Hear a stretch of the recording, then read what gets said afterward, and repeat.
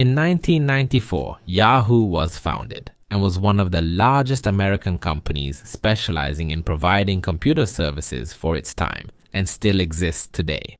Yahoo's search engine was one of the first search engines that allowed us to use the internet without obstacles, in addition to the other services launched by the company like email and their news site named Yahoo News.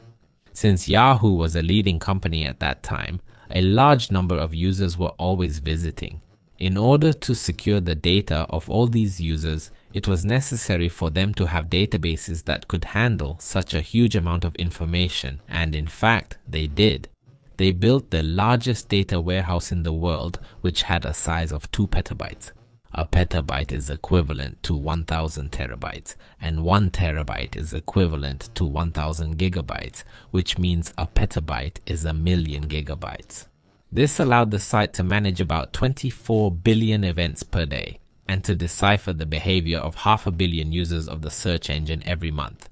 But despite the large storage capacity that this warehouse had, it's said to be less than the capacity that the human mind has, which stores information as memories. So if we measured human memory in computer terms, how many gigabytes would it be? Hi, I'm Amar Abdeen. Before we start, if you're new here, don't forget to subscribe and hit the bell to get our videos first thing.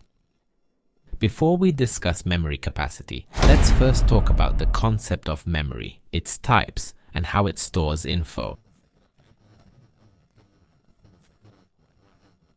Memory is one of our most crucial abilities because it simply allows us to process and store all the information we receive from the world and retrieve it when needed.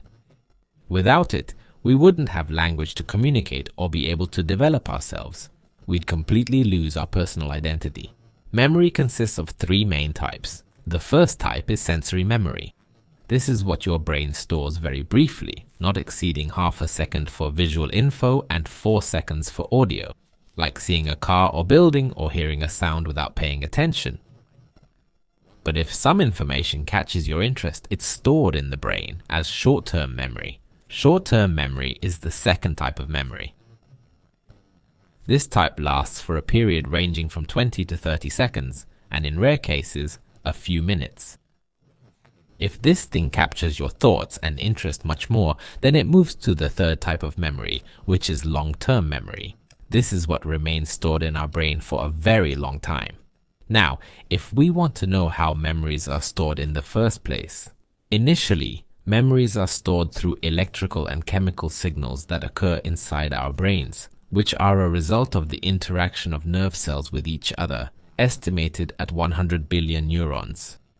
These cells interact with each other through synapses, and neurotransmitters start moving from one cell to another.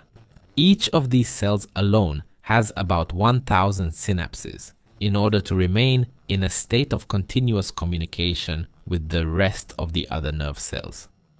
Based on the information we have about the number of neurons and synapses, some scientists were able to make a simple calculation to determine the memory capacity in the human brain. Multiply 100 billion neurons by the number of synapses in each, which is 1,000. The result is 100 trillion. If we convert this to computer language, we find the human brain's memory capacity is 100 terabytes or 10,000 gigabytes. But is this calculation accurate? No.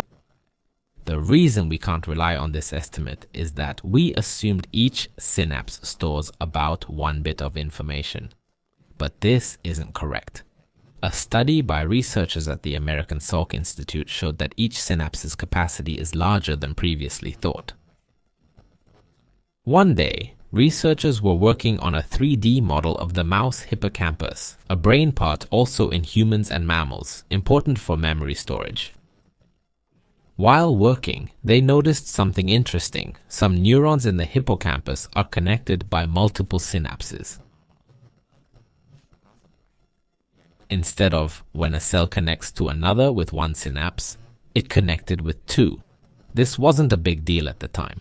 Most researchers working on the model didn't pay much attention, except for scientist Tom Bartol, who decided then to use this observation to learn more about synapse sizes. To do this, he used advanced microscopes and developed algorithms. He and his team measured the size difference between synapses in the cell and those connecting to just one cell. The initial results were surprising.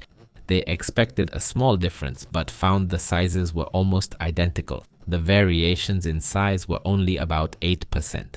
After some calculations using this 8% figure, they discovered about 26 different synapse sizes, with some 10 times larger than expected. A single synapse wasn't storing just one bit of information as previously thought, but about 4.7 bits. This led the team to conclude that an adult's brain